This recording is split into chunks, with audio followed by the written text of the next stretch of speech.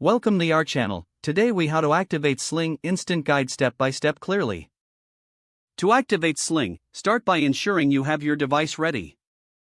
Open the Sling app on your device. If you haven't already, create a Sling account by following the on-screen prompts. Once your account is set up, log in using your credentials. Select the option to activate your Sling service. You will see a unique activation code displayed on your screen. Visit the official Sling TV activation website using a computer or mobile browser. Enter the activation code exactly as it appears on your device. Fill in any additional required information, such as your Sling account credentials. Click on the Submit button to proceed with the activation.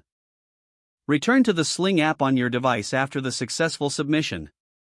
Your Sling subscription should now be activated and ready to use.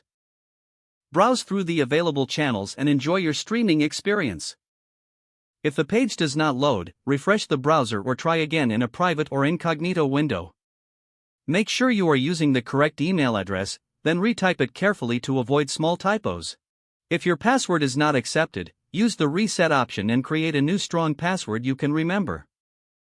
Check your spam folder for verification or security emails, then complete any requested confirmation steps. Enable two-factor authentication if available to improve account security and reduce unauthorized access risk. After signing in, review your profile details so your contact information and settings are accurate and current. If you see an error message, note it down and try again after restarting your device and internet connection.